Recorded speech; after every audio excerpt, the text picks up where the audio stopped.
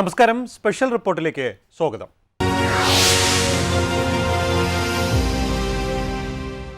കേരളത്തിലെ CPM-ന്റെ സംഘടനാ ചരിത്രത്തിൽ സമീപകാലത്തൊന്നും കേൾക്കാത്ത വാർത്തകളാണ് AKG സെന്ററിൽ നിന്നും പുറത്തുവരുന്നത്.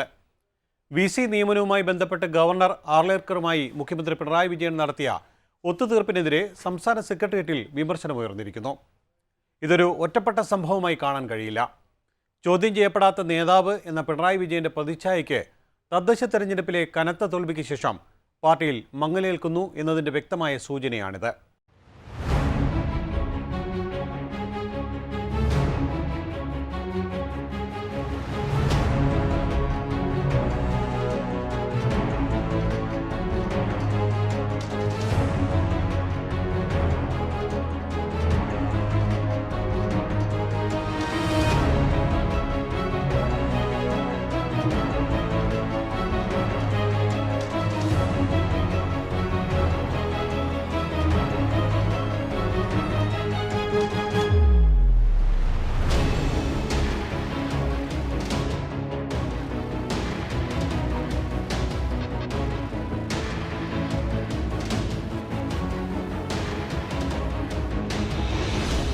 കേരളത്തിലെ CPM-ന്റെ സംഘടനാ ചരിത്രത്തിൽ പതിവില്ലാത്ത കാര്യങ്ങളാണ് ഇപ്പോൾ പുറത്തു വരുന്നത്.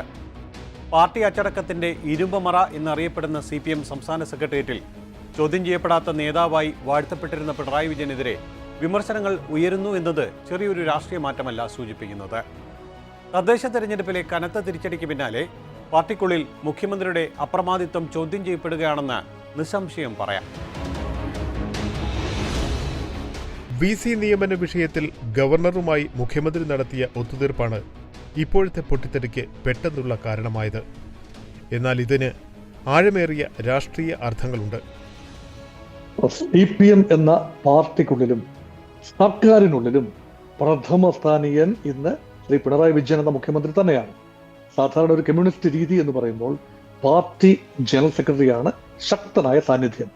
ശ്രീ VS അച്യുതാനന്ദൻ മുഖ്യമന്ത്രി ആയിരുന്നപ്പോൾ അന്ന് പാർട്ടി ജനറൽ സെക്രട്ടറി ആയിരുന്ന പിണറായി വിജയൻ അതിശക്തനായ ഒരു സാന്നിധ്യമായിരുന്നു പാർട്ടിക്കുള്ളിലും ഗവൺമെന്റിനെ പ്രേരിപ്പിക്കുന്ന രീതിയിലും.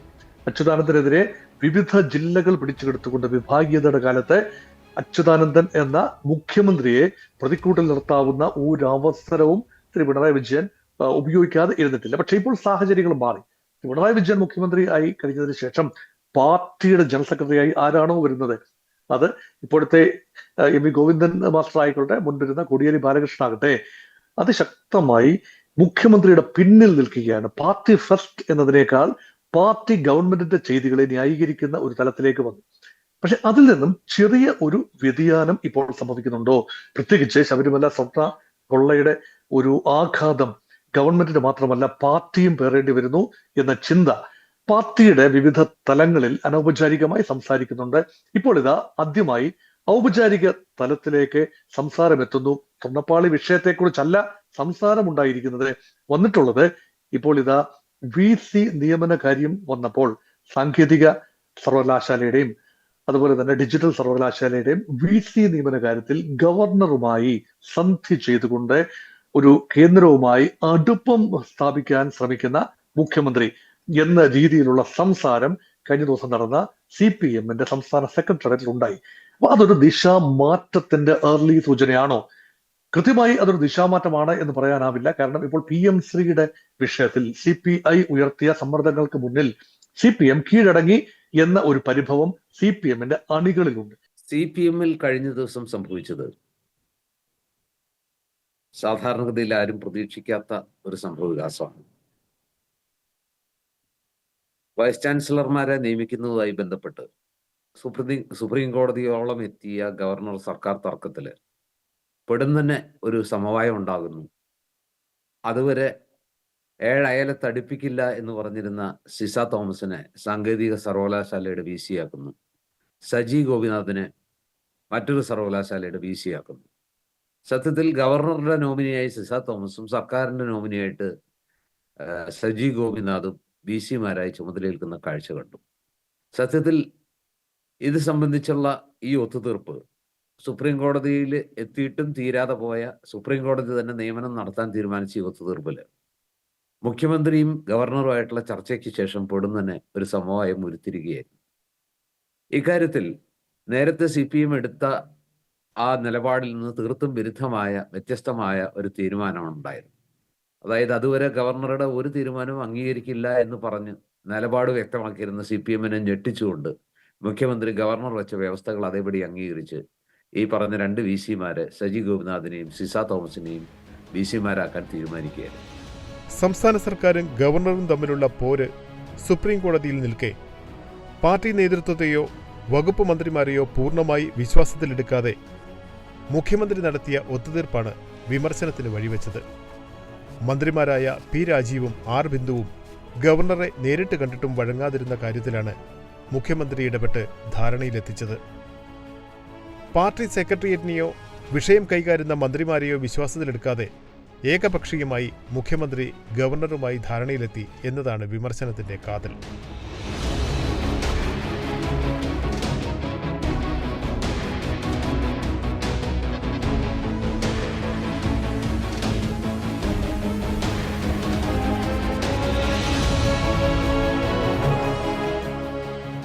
CPM-ന്റെ സെക്രട്ടേറിയറ്റ് യോഗത്തിൽ പതിവിന് വിരുദ്ധമായി ചില വിരുദ്ധ ശബ്ദങ്ങളുയർന്നു. ഇത് ഏത് രീതിയിലാണ് ഇങ്ങനെ ഒരു തീരുമാനമെടുത്തത്? എന്തുകൊണ്ട് ഇങ്ങനെ ഒരു തീരുമാനമെടുത്തു? പാർട്ടിയെ അറിയിക്കാതെ, പാർട്ടിയുമായി സംസാരിക്കാതെ, പാർട്ടി നിലപാടിൽ നിന്ന് തീർത്തും വ്യത്യസ്തമായി ഇങ്ങനെ ഒരു തീരുമാനമെടുത്തത് എങ്ങനെ, എന്തുകൊണ്ട് എന്ന ചോദ്യം മുഖ്യമന്ത്രിയുടെ നേരെ തന്നെ സെക്രട്ടേറിയറ്റിലെ ചില അംഗങ്ങൾ ഉയർത്തുകയുണ്ടായി. തീർച്ചയായിട്ടും ഇതിനു മുമ്പ് ഉണ്ടാകാത്തൊരു സംഭവമാണ്. മുഖ്യമന്ത്രി ശ്രീ പിണറായി വിജയൻ എന്ത് നിശ്ചയിക്കുന്നു അതാണ് പാർട്ടിയിൽ ഇതുവരെ നടന്നിരുന്നത്.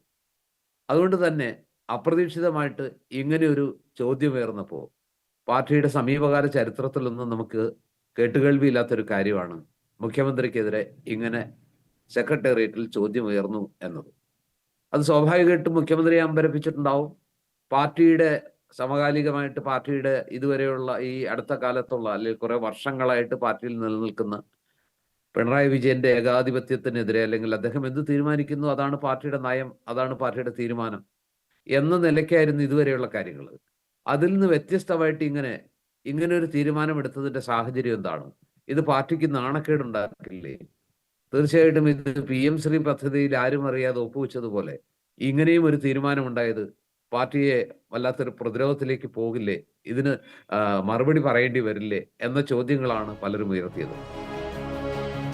ഇവിടെ ഉയരുന്ന പ്രധാന രാഷ്ട്രീയ ചോദ്യം ഇതാണ്: സുപ്രീം കോടതിയിൽ കേസ് നടക്കുമ്പോൾ എന്തിന് ഗവർണർക്ക് വഴങ്ങണം? PM ശ്രീ പദ്ധതിയിൽ കേന്ദ്രത്തിന് വഴങ്ങിയതിന് സമാനമായ ഒരു കീഴടങ്ങലാണിത് എന്ന് സെക്രട്ടേറിയറ്റിലെ ചില അംഗങ്ങൾ ചൂണ്ടിക്കാട്ടിയത് നിസ്സാരമല്ല. പാർട്ടി എക്കാലത്തും ഉയർത്തിപ്പിടിക്കുന്ന ഫെഡറൽ തത്വങ്ങൾക്കും രാഷ്ട്രീയ നിലപാടുകൾക്കും വിരുദ്ധമാണ് ഇത്തരം ഒത്തുതീർപ്പുകൾ എന്ന വികാരം നേതാക്കൾക്കിടയിൽ തന്നെ ശക്തമാണ്. കേസ് നടക്കുമ്പോൾ എന്തിന് ഗവർണർക്ക് വഴങ്ങി എന്ന ചോദ്യം ഉയരുന്നത് വെറുമൊരു ഭരണപരമായ സംശയമായല്ല, മറിച്ച് പാർട്ടിയുടെ രാഷ്ട്രീയ നിലപാടിനെ മുഖ്യമന്ത്രി തന്നെ അട്ടിമറിക്കുന്നു എന്ന തോന്നലിൽ നിന്നാണ്. സംഘപരിവാർ അജണ്ട നടപ്പാക്കാൻ ഗവർണർ ശ്രമിക്കുന്നുവെന്ന് രാഷ്ട്രീയ പ്രചാരണം നടത്തുന്ന പാർട്ടി തന്നെ ഗവർണർക്ക് വഴങ്ങിക്കൊടുക്കുന്നത് അണികൾക്കിടയിൽ ആശയക്കുഴപ്പം സൃഷ്ടിക്കും എന്ന് നേതാക്കൾ ഭയപ്പെടുന്നു. BJP-യെ സംബന്ധിച്ചിടത്തോളം CPM-നെ ദുർബലപ്പെടുത്തുക എന്നതല്ലാതെ പൂർണ്ണമായി അവസാനിപ്പിക്കുന്നതിനോട് യോജിപ്പില്ല. ഒരു CPM മുക്ത കേരളം എന്നതല്ല ഒരുപക്ഷെ BJP-യുടെ ആഗ്രഹം. കോൺഗ്രസ് മുക്ത കേരളം, കോൺഗ്രസ് മുക്ത ഭാരതം എന്ന് പറയുമ്പോൾ അവിടെ CPM തുടർ അധികാരത്തിൽ വരേണ്ടത് ഒരു തരത്തിൽ പറഞ്ഞാൽ BJP-യുടെ കൂടെ ആവശ്യമാണ്. അതുകൊണ്ട് തീരെ ദുർബലമായി പോകുന്ന സംസ്ഥാന സർക്കാർ തുടർ ഭരണം ലഭിക്കാതെ ഇരുന്നാൽ BJP-ക്ക് ഒരു മുഖ്യ പ്രതിപക്ഷ സ്ഥാനത്തേക്കും കടന്നു വരാൻ ബുദ്ധിമുട്ടുണ്ട്. അതുകൊണ്ട് തന്നെ ഇത് വളരെ സങ്കീർണമായ ഒരു അവസ്ഥാവിശേഷം. പക്ഷേ പാർട്ടിക്കുള്ളിൽ വേറിട്ട സ്വരങ്ങൾ ഉയർന്നു വരുന്നു. ഇവിടെ TM തോമസ് ഐസക് മുൻ ധനകാര്യമന്ത്രി, മുൻ MLA, അദ്ദേഹത്തിന്റെ ഭാഗത്തു നിന്ന് വന്ന ചില പരാമർശങ്ങൾ ഇതൊരു വിമർശനപരം ആണോ അതോ സ്വയം ആത്മപരിശോധനാപരമാണോ എന്നറിയില്ല. പക്ഷെ അദ്ദേഹത്തിന്റെ ഒരു ചില കുറിപ്പുകളിലെ അതിവൃത്തം ഇതൊരു ഹിന്ദു ലെഫ്റ്റ് അല്ലെങ്കിൽ ലെഫ്റ്റ് ഹിന്ദുത്വ എന്ന രീതിയിലേക്ക് ചില കാര്യങ്ങളും മാറുന്നു. അതുകൊണ്ട് ശബരിമല സ്വർണ്ണപ്പാളി വിഷയം ഉൾപ്പെടെ ആളിക്കത്തിച്ച് ആ പാട്ടുൾപ്പെടെ ശബരിമല അയ്യപ്പന്റെ പ്രധാനപ്പെട്ട പാട്ട് പോറ്റിയെ കേറ്റിയെ എന്ന ആ പാട്ട് പാരഡിയായി വന്ന പാട്ട് വലിയ തോതിൽ ചർച്ചയാക്കാൻ CPM ആദ്യ ഘട്ടത്തിൽ ആഗ്രഹിച്ചു. അത് കേസിലേക്ക് നീങ്ങുന്ന ഘട്ടത്തിൽ കൂടുതൽ ചർച്ചകളിലേക്ക് അത് വരികയാണ്. ആ ചർച്ചകൾ ഒരുപക്ഷെ CPM-നെ കൂടുതൽ പ്രതിരോധത്തിലാക്കുന്ന കാഴ്ചയാണ് ഇപ്പോൾ കണ്ടുകൊണ്ടിരിക്കുന്നത്. പിണറായി വിജയൻ പാർട്ടിയിലുള്ള സീനിയർ നേതാക്കന്മാരെ പോലും പുല്ലുവില പോലും കൊടുക്കാതെ കേരളത്തിലെ 2 സർവകലാശാല വൈസ് ചാൻസലർ നിയമനത്തിൽ ഗവർണറുമായി ഒരു ഒത്തുകളി നടത്തിയത്. ഏതാനും ആഴ്ചകൾക്ക് മുൻപ് ഉണ്ടായതായ CV ശിവൻകുട്ടിയും മുഖ്യമന്ത്രിയും കൂടെ ചേർന്നുള്ള PM ശ്രീയിലെ ഒത്തുകളിക്ക് ശേഷമാണ് ഇപ്പോൾ മറ്റൊരു ഒത്തുകളി പുറത്തു വന്നിരിക്കുന്നത്. ഇതൊക്കെ പാർട്ടിയെ അപഹാസ്യമാക്കി കഴിഞ്ഞിരിക്കുന്നു. അതിന്റെ പൂർണ്ണമായ ഉത്തരവാദിത്വം പിണറായി വിജയനാണെന്ന് സംശയാതീതമായി തെളിഞ്ഞിരിക്കുന്നതുകൊണ്ടാണ് അണികൾ പലരും ഇപ്പോൾ ശബ്ദമുയർത്തി തുടങ്ങിയിരിക്കുന്നത്. പിണറായി വിജയന്റെ നേതൃത്വം ഇനിയും അങ്ങനെ ചോദ്യം ചെയ്യാതെ അംഗീകരിച്ചു കൊടുക്കാൻ മാർക്സിസ്റ്റ് കമ്മ്യൂണിസ്റ്റ് പാർട്ടി തയ്യാറാവുകയില്ല എന്ന് ഇപ്പോൾ വളരെ വ്യക്തമായി കഴിഞ്ഞിരിക്കുന്നു. അദ്ദേഹത്തിന്റെ വരും നാളുകൾ വളരെ അസ്ഥിരതയുള്ളതായിരിക്കും. പാർട്ടിക്കകത്തു നിന്നും സർക്കാരിന്റെ ഭാഗത്തു നിന്നും സഖ്യകക്ഷികൾ ഉൾപ്പെടെയുള്ള ആളുകളുടെ ഭാഗത്തു നിന്നുള്ള പിന്തുണ ഓരോ ദിവസവും കുറഞ്ഞുകൊണ്ടിരിക്കുകയാണ്. വരാൻ പോകുന്ന നിയമസഭാ തെരഞ്ഞെടുപ്പിലൊക്കെ അദ്ദേഹത്തിന്റെ സ്വാധീനം ഏതാണ്ട് 0 താഴേക്ക് പോകും എന്ന് തന്നെ വേണം കരുതാൻ. അദ്ദേഹത്തിന് പാർട്ടിയിലും ഗവൺമെന്റിലും ഉണ്ടായിരുന്ന അനിഷേധ്യ നേതൃത്വത്തിനൊക്കെ വിള്ളലുകൾ സംഭവിച്ചിരിക്കുന്നു. പൊതുസമൂഹം അദ്ദേഹത്തിന്റെ സർക്കാരിനെതിരെ വളരെ ശക്തമായി ആഞ്ഞടിച്ചു കഴിഞ്ഞു. ഇനിയും അദ്ദേഹം നേരിടാൻ പോകുന്ന പാർട്ടിക്കുള്ളിൽ നിന്നുള്ള വലിയ ആഘാതമാണ്. അതിൽ നിന്ന് രക്ഷപ്പെടാൻ എന്തെല്ലാം സർക്കസ് കാണിച്ചാലും ഇനി അദ്ദേഹത്തിന് സാധ്യമല്ല. 2ാം പിണറായി സർക്കാരിന്റെ കാലത്ത് പാർട്ടിയും ഭരണവും മുഖ്യമന്ത്രിയിലേക്ക് ചുരുങ്ങുന്ന കാഴ്ചയായിരുന്നു കണ്ടിരുന്നത്. 2021 തുടർഭരണ വിജയത്തോടെ പിണറായി വിജയൻ എന്ന ക്യാപ്റ്റൻ പാർട്ടിക്ക് അതീതനായി വളർന്നു. സ്വർണ്ണക്കടത്തുൾപ്പെടെ ആരോപണങ്ങൾ ഉയർന്നിട്ടും അതിനെല്ലാം അതിജീവിച്ച് വിജയിച്ച പരിവേഷം പാർട്ടി അണികൾ പിണറായിക്ക് നൽകിയിരുന്നു. സെക്രട്ടേറിയറ്റിലോ സംസ്ഥാന സമിതിയിലോ അദ്ദേഹത്തിന്റെ തീരുമാനങ്ങൾ ചോദ്യം ചെയ്യപ്പെട്ടിരുന്നില്ല.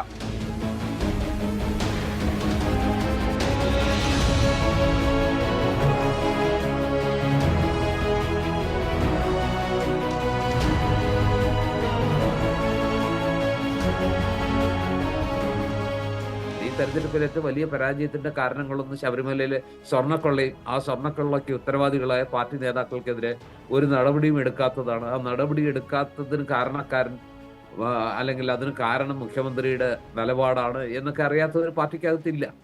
അപ്പൊ സ്വാഭാവികമായിട്ടും ഇന്നലെ അതെല്ലാം നിൽക്കുമ്പോൾ ആ ഒരു അസംതൃപ്തി, പരാജയത്തിന്റെ ഒരു നിരാശ, അതുപോലെ തന്നെ വല്ലാത്ത ഒരു തരം ഒരു തകർച്ച അല്ലെങ്കിൽ മാനസികമായിട്ടുള്ള ഒരു വലിയ ആഘാതം, ഒരു വലിയ പ്രഹരമേറ്റ് ഭഗ്നാശരായി നിൽക്കുമ്പോൾ സ്വാഭാവികമായിട്ടും വീണ്ടും ഒരിക്കൽ കൂടി ഗവർണർക്കും കീഴടങ്ങി അതാണ് പാർട്ടിയുടെ തീരുമാനം എന്ന രീതിയിൽ വന്ന് റിപ്പോർട്ട് ചെയ്യുമ്പോൾ സ്വാഭാവികമായിട്ടും മുഖ്യമന്ത്രിയെ ചോദ്യം ചെയ്യുന്ന ആ സ്വരങ്ങൾ ഉയർന്നതിൽ അത്ഭുതമില്ല.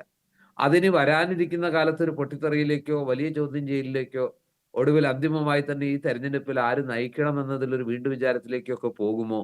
മുഖ്യമന്ത്രി ശ്രീ പിണറായി വിജയനെ തന്നെ മുൻനിർത്തിക്കൊണ്ട് നിയമസഭാ തെരഞ്ഞെടുപ്പിലും LDF മത്സരിക്കുമോ? ഇത് CPM-ലെ മാത്രം പ്രശ്നമല്ല, ഇത് ഭരണവിരുദ്ധ വികാരമാണ്. ശബരിമലയിലെ സ്വർണ്ണക്കൊള്ളയുടെ പ്രത്യാഘാതമാണ്. വേണ്ട നടപടികളൊന്നും എടുക്കാത്തത് കൊണ്ട് ചോദിച്ചു വാങ്ങിയ ദുരന്തമാണെന്നുള്ള രീതിയിലൊക്കെ CPI കൃത്യമായി ഇതിനകം തന്നെ അവരുടെ മുഖപത്രത്തിലും അതുപോലെ തന്നെ പരസ്യമായിട്ടുള്ള അവരുടെ പ്രതികരണങ്ങളിലും ഒക്കെ പറഞ്ഞു. CPM പറയുന്ന തിരിച്ചടി ഉണ്ടായിട്ടില്ല, വലിയ പറയുന്നത്ര തിരിച്ചടി ഉണ്ടായിട്ടില്ല, 58 സീറ്റിൽ ഇപ്പോഴും ഞങ്ങൾക്ക് ഭൂരിപക്ഷം ഉണ്ട് എന്നൊക്കെ പറയുമ്പോൾ 99-ലാണ് നിന്നാണ് 58-ലേക്ക് വീഴുന്നത് എന്ന് സൗകര്യപൂർവ്വം വിസ്മരിക്കുകയാണ്. 72 മതി കേവല ഭൂരിപക്ഷത്തിനെങ്കിലും നിലവിലുള്ള 99-ആണ് 58-ആയി പോയത് എന്നുള്ളത് കൃത്യമായി വിശദീകരിക്കാൻ തയ്യാറാകുന്നില്ല. അവിടെ 41 സീറ്റിന്റെ നഷ്ടമാണ് ഈ തെരഞ്ഞെടുപ്പിൽ LDF-നുണ്ടായിട്ടുള്ളത്. അത് CPI-യെ സംബന്ധിച്ചിടത്തോളം വളരെ നിർണായകമാണ്. അവരത് മനസ്സിലാക്കുന്നുണ്ട്, കാരണങ്ങൾ ഉൾക്കൊള്ളുന്നുണ്ട്, തിരുത്തൽ വേണമെന്ന് പറയുന്നുണ്ട്, ഒരു സമീപനത്തിൽ മാറ്റം, ശൈലിയിൽ മാറ്റം, എല്ലാ കാര്യത്തിലും ഒരു പൊളിച്ചെഴുത്ത് ആവശ്യമുണ്ട് എന്ന രീതിയിൽ CPI സംസാരിക്കുമ്പോൾ ഇതൊന്നും വലിയ തിരിച്ചടിയൊന്നുമല്ല, ഞങ്ങൾ തിരിച്ചു വരും, ഇതിലും വലിയ തിരിച്ചുവരവുകൾ നടത്തിയിട്ടുണ്ട്, 2010-ൽ ഇതിനേക്കാൾ മോശമായിരുന്ന അവസ്ഥയിൽ നിന്ന് അതിനേക്കാൾ ശക്തമായി 10 മടങ്ങ് കരുത്തോടെ തിരിച്ചു വന്നിട്ടുണ്ട് എന്നൊക്കെ ഊറ്റം കൊള്ളാനാണ് CPI ശ്രമിക്കുന്നത്. തിരുവായ്ക്ക് എതിർവായി ഇല്ലാതിരുന്ന കാലം പാർട്ടിയേക്കാൾ വലിയ നേതാവ് എന്ന ഇമേജിലായിരുന്നു പിണറായി വിജയൻ. എന്നാൽ തുടർഭരണകാലത്തോടെ പിണറായിയുടെ നയങ്ങൾക്കെതിരെ പാർട്ടിക്കുള്ളിൽ മുറിമുറുപ്പുകൾ ഉണ്ടായി തുടങ്ങി. പലപ്പോഴും മുഖ്യമന്ത്രിക്കും കുടുംബത്തിനുമെതിരെ ഉണ്ടായ ആരോപണങ്ങളെ എല്ലാം പ്രതിരോധിക്കേണ്ട ബാധ്യത CPM-നും മന്ത്രിസഭയ്ക്കുമുണ്ടായി. തുടർച്ചയായി ഉണ്ടായ ഉപതെരഞ്ഞെടുപ്പ് തോൽവികൾ അദ്ദേഹത്തിന്റെ പ്രതിച്ഛായയെ മങ്ങലേൽപ്പിച്ചു. തൃക്കാക്കര, പുതുപ്പള്ളി ഉപതെരഞ്ഞെടുപ്പുകളിലും പിന്നീട് ലോക്സഭാ തെരഞ്ഞെടുപ്പിലും ഏറ്റ തിരിച്ചടികൾ പിണറായി ഉണ്ടെങ്കിൽ എല്ലാം ശരിയാകും എന്ന ആത്മവിശ്വാസം പാർട്ടിക്ക് നഷ്ടപ്പെടുത്തിയിരുന്നു. 2024 ലോക്സഭാ തെരഞ്ഞെടുപ്പിലെ കനത്ത തോൽവിയുടെ പ്രഹരം പാർട്ടി സമവാക്യങ്ങളെ മാറ്റിമറിച്ചു. പിണറായിയുടെ ശൈലിയും സർക്കാരിന്റെ ജനവിരുദ്ധ നയങ്ങളും തോൽവിക്ക് കാരണമായി എന്ന വിലയിരുത്തൽ പാർട്ടി അണികൾക്കുള്ളിലും കീഴ്ഘടകങ്ങളിലും ശക്തമാണ്. തെരഞ്ഞെടുപ്പ് ഫലം നൽകിയ ആത്മവിശ്വാസക്കുറവാണ് മുഖ്യമന്ത്രിയുടെ ഏകാധിപത്യ പ്രവണതകളെ ചോദ്യം ചെയ്യാൻ നേതാക്കൾക്ക് ധൈര്യം നൽകിയത്. ഏതായാലും ഇത് CPM-നെ സംബന്ധിച്ചിടത്തോളം പതിവില്ലാത്ത ഒരു കാര്യമാണ്.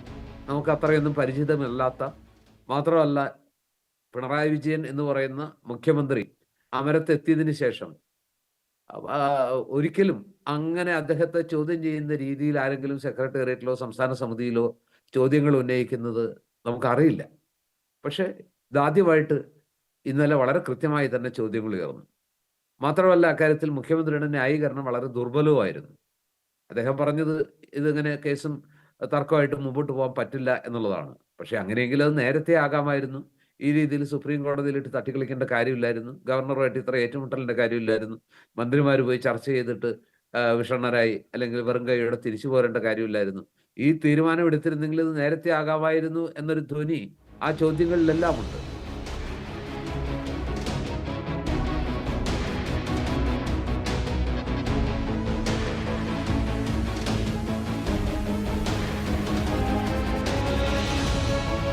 ഗവർണറുമായുള്ള ഒത്തുതീർപ്പ് പാർട്ടിയെ തക്ക സമയത്ത് അറിയിക്കാതിരുന്നത് ഏകാധിപത്യ പ്രവണതയുടെ ഭാഗമായാണ് എന്നാണ് വിലയിരുത്തപ്പെടുന്നത്.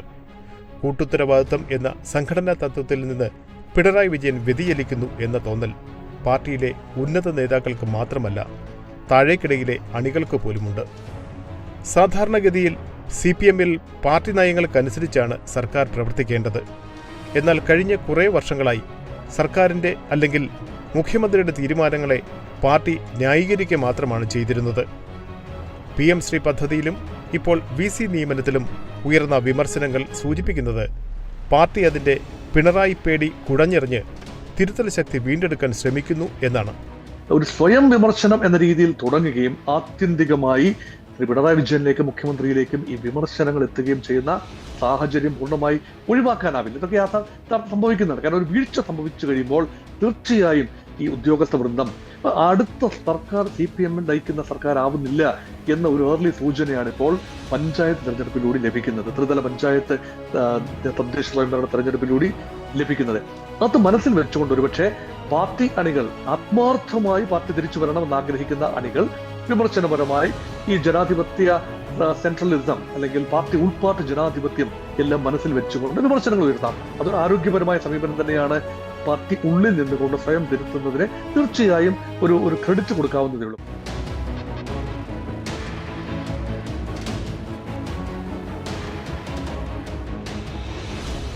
ലോക്സഭാ തെരഞ്ഞെടുപ്പ് ഫലത്തിന് പിന്നാലെ മുന്നണിയിലെ രണ്ടാമത്തെ കക്ഷിയായ CPI ഉയർത്തിയ വിമർശനങ്ങൾ CPM നേതൃത്വം ഗൗരവമായി എടുത്തിരുന്നില്ല.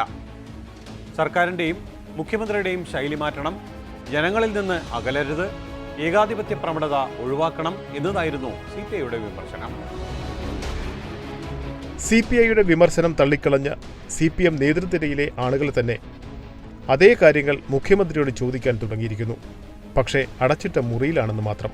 ഈ വിമർശനങ്ങൾ ഒരുപക്ഷെ വൻതോതിൽ നേതൃത്വത്തിനെതിരെയുള്ള കൂരമ്പുകളായി മാറുമ്പോൾ അത് മുഖ്യമന്ത്രി പദത്തിലേക്ക് വേണ്ടി ശ്രീ പിണറായി വിജയനെ വീണ്ടും മത്സരിപ്പിക്കാൻ തയ്യാറാവുമോ, അദ്ദേഹത്തിന്റെ നേതൃത്വത്തിലാകുമോ അടുത്ത നിയമസഭാ തെരഞ്ഞെടുപ്പ് നേരിടാൻ പോകുന്നത്? ആന്റി ഇൻകംബൻസിയെ നേരിടാനായി ഒരുപക്ഷെ മുഖ്യമന്ത്രിയും പ്രധാനപ്പെട്ട മുഖങ്ങളും മാറി നിന്നുകൊണ്ട് മറ്റൊരു നിരയെ പ്രതിഷ്ഠിക്കാനുള്ള ശ്രമം ഉണ്ടാകുമോ? അങ്ങനെയുള്ള ചർച്ചകൾ CPM-ന്റെ കേന്ദ്ര കമ്മിറ്റിയിലും അല്ലെങ്കിൽ സംസ്ഥാന സെക്രട്ടേറിയറ്റിലെങ്കിലും ഉണ്ടാകുമോ എന്ന ഒരു ചിന്ത ഇപ്പോൾ പ്രകടമാണ്. അതിലേക്കുള്ള ആദ്യ സൂചനകളാണ് കഴിഞ്ഞ ദിവസം CPM-ന്റെ സെക്രട്ടേറിയറ്റ് യോഗത്തിൽ ഉയർന്ന ചില വിമർശനങ്ങൾ. അത് ഒരു തുടക്കം എന്ന നിലയിൽ VC നിയമനവുമായി ബന്ധപ്പെട്ട് സന്ധി ചെയ്തു, കേന്ദ്രത്തോട് സന്ധി ചെയ്തിരിക്കുന്നു, BJP-യോട് സന്ധി ചെയ്തിരിക്കുന്നു, ഗവർണറോട് സന്ധി ചെയ്തിരിക്കുന്നു എന്ന നിലയിൽ വരികയും കൂടുതൽ വിഷയങ്ങളിലേക്ക് ആ ആരോപണവും സന്ധി ചെയ്യൽ വിവാദവും എല്ലാം എത്തി നിൽക്കുമോ എന്നതാണ് ഇനി കണ്ടറിയേണ്ടത്.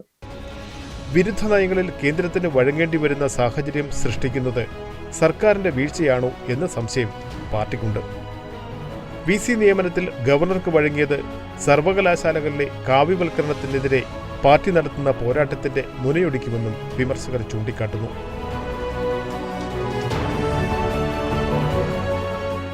അദ്ദേഹത്തിന്റെ ഏതായാലും പാർട്ടിയിലുള്ള അനിഷേധ്യമായിട്ടുള്ള അവസ്ഥ, അപ്രമാദിത്വം, ഏകാധിപത്യമൊക്കെ അപ്രത്യക്ഷമായി കൊണ്ടിരിക്കുന്നു, നഷ്ടപ്പെട്ടുകൊണ്ടിരിക്കുന്നു.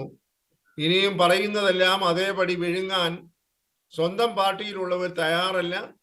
ഘടകകക്ഷിയിലുള്ള ആളുകളൊക്കെ വളരെ നിശബ്ദരായി ഇതെല്ലാം കണ്ടുകൊണ്ടിരിക്കുന്നു. അവർക്കും ഇപ്പോൾ എങ്ങോട്ട് പോകണമെന്നറിയാതെ ദിശാബോധം നഷ്ടപ്പെട്ടുകൊണ്ട് വഴിത്തിരിവിൽ നിന്ന് അലയുകയാണ്. ഈ ഒരവസ്ഥ സൃഷ്ടിച്ചതിൻ്റെ പ്രധാന കാരണം ശ്രീ പിണറായി വിജയൻ തന്നെയാണ്. കഴിഞ്ഞ 10 വർഷമായി അദ്ദേഹത്തിൻ്റെ ഭരണശൈലി അദ്ദേഹത്തിൻ്റെ പാർട്ടിക്കുള്ളിൽ നിന്ന് എതിർപ്പ് ക്ഷണിച്ചു വരുത്തിയിരിക്കുന്നു. പൊതുസമൂഹം തള്ളിക്കളഞ്ഞിരിക്കുന്നു. ഇതിനേക്കാൾ ഇപ്പോൾ ലഭിച്ച തദ്ദേശ സ്വയംഭരണ സ്ഥാപനങ്ങളുടെ തെരഞ്ഞെടുപ്പിൽ ലഭിച്ച പ്രഹരത്തേക്കാൾ വളരെ ശക്തമായ പ്രഹരം ഇനിയും വരാൻ പോകുന്ന തെരഞ്ഞെടുപ്പിലും കിട്ടും. CPM സംസ്ഥാന സെക്രട്ടേറിയറ്റിലെ വിമർശനങ്ങൾ പിണറായി വിജയന്റെ രാജിയിലേക്കോ വലിയ കലാപങ്ങളിലേക്കോ നയിക്കുമെന്ന് കരുതാനാവില്ല. നിയമസഭാ തെരഞ്ഞെടുപ്പ് അടുത്തിരിക്കെ വിട്ടുവീഴ്ചകൾ ചെയ്തും നയങ്ങൾ ബലി കഴിച്ചും മുന്നോട്ടു പോകുന്നത് രാഷ്ട്രീയമായി തിരിച്ചടിയാക്കുമെന്ന് CPM തിരിച്ചറിയുന്നു. മുഖ്യമന്ത്രിയുടെ ഏകപക്ഷീയമായ തീരുമാനങ്ങൾ ഇനി അപ്പടി വിഴുങ്ങാൻ പാർട്ടി തയ്യാറില്ല എന്ന സന്ദേശമാണ് ഈ സംഭവം നൽകുന്നത്. ചുരുക്കത്തിൽ പിണറായി വിജയൻ എന്ന ശക്തനായ ഭരണാധികാരി പാർട്ടി വേദികളിൽ ഇനി കൂടുതൽ വിയർപ്പൊഴുക്കേണ്ടി വരും എന്നുറപ്പാണ്. പാർട്ടിയെ ഇരുട്ടിലാക്കി തീരുമാനങ്ങളെടുക്കുന്ന രീതി ഇനിയും തുടർന്നാൽ വരാനിരിക്കുന്ന നിയമസഭാ തെരഞ്ഞെടുപ്പിൽ പാർട്ടി വൻ തകർച്ച നേരിടുമെന്ന തിരിച്ചറിവാണ് ഇപ്പോൾ സെക്രട്ടേറിയറ്റിൽ കണ്ട എതിർപ്പിന് പിന്നിൽ. ഈ പാർട്ടിയിൽ തീരുമാനമെടുക്കാൻ ഒരാളേ ഉള്ളൂ, അവകാശമുള്ളൂ, അത് എനിക്ക് മാത്രമാണ്, അല്ലെങ്കിൽ ആ തീരുമാനം എടുക്കേണ്ടത് ഞാൻ മാത്രമാണ് എന്നുള്ള രീതിയിലാണ് കാര്യങ്ങളെ കൊണ്ടുപോകുന്നത്. അതിനി പഴയതുപോലെ ഈ തെരഞ്ഞെടുപ്പ് പരാജയത്തിന്റെ ഒരു പശ്ചാത്തലത്തിൽ പല ഘട്ടങ്ങളിലും PM ശ്രീ പദ്ധതിയിലടക്കം വലിയ തിരിച്ചടിയും നാണക്കേടും ഒക്കെ ഏറ്റുവാങ്ങേണ്ടി വന്ന ഒരു സാഹചര്യത്തിൽ ഇനി ഇത്തരം മുഖ്യമന്ത്രിയുടെ ഏകാധിപത്യത്തിന്, അല്ലെങ്കിൽ മുഖ്യമന്ത്രിയുടെ ഈ പറഞ്ഞ ആരെയും പരിഗണിക്കാത്ത ഒറ്റയ്ക്ക് തീരുമാനമെടുക്കുന്ന, അത് പാർട്ടിയുടെ നയവും നിയമവുമാക്കുന്ന സമീപനത്തിനെതിരെ വരും കാലങ്ങളിൽ ഒരുപക്ഷെ വലിയ ശബ്ദം ഉണ്ടായേക്കാം, പാർട്ടിയിൽ വലിയ എതിർപ്പുണ്ടായേക്കാം. അതൊരു പ്രതിഷേധമായി, ഒരു കലാപമായി പടരുമോ എന്നൊന്നും ഇപ്പൊ നമുക്ക് പറയാൻ പറ്റില്ല. അദ്ദേഹത്തിന്റെ സ്ഥാനത്ത് നിന്ന് അദ്ദേഹത്തിന് ഈ അടുത്ത തെരഞ്ഞെടുപ്പിൽ മുഖ്യമന്ത്രി മത്സരിക്കേണ്ട എന്ന് തീരുമാനിക്കൂ, അദ്ദേഹത്തിന്റെ നായകത്വത്തിൽ തെരഞ്ഞെടുപ്പിനെ നേരിടേണ്ട എന്ന് തീരുമാനിക്കുമോ എന്നൊന്നും പറയാൻ നമുക്ക് ഇപ്പോഴത്തെ അവസ്ഥയിൽ പറയാനാവില്ല. എങ്കിൽ പോലും കാര്യങ്ങൾ അത്ര ഭദ്രമല്ല. കഴിഞ്ഞ കാലങ്ങളിലെ പോലെ ഇത്രയും കാലം നടന്ന രീതിയിൽ പാർട്ടിയിൽ ഒരുപക്ഷെ കാര്യങ്ങൾ ഇനി നടന്നേക്കില്ല. ചോദ്യങ്ങളുണ്ടാവും. സ്വാഭാവികമായിട്ടും പാർട്ടിയെ വീട്ടിലാക്കുന്ന തീരുമാനങ്ങളുണ്ടായാൽ പ്രതിഷേധങ്ങളുണ്ടാവും. ചോദ്യം ചെയ്യപ്പെടാതെ അനുസരിക്കുന്ന, അല്ലെങ്കിൽ എല്ലാം അതേപടി വിഴുങ്ങുന്ന ആ ഒരു ശൈലി, അല്ലെങ്കിൽ ആ ഒരു കാര്യമായിരിക്കില്ല, അങ്ങനെ ഒരു രീതി ആയിരിക്കില്ല ഇനി CPM-ൽ സംഭവിക്കാൻ പോകുന്നത് എന്നതിൻ്റെ കൃത്യമായ സൂചനയാണ് ഇന്നലെ ഈ വൈസ് ചാൻസലർ നിയമനവുമായി ബന്ധപ്പെട്ട് മുഖ്യമന്ത്രിയുടെ തീരുമാനത്തിനെതിരെ സെക്രട്ടേറിയറ്റിൽ ഉയർന്ന ചോദ്യങ്ങളിലൂടെ നമുക്ക് വായിച്ചെടുക്കാൻ കഴിയുന്നത്.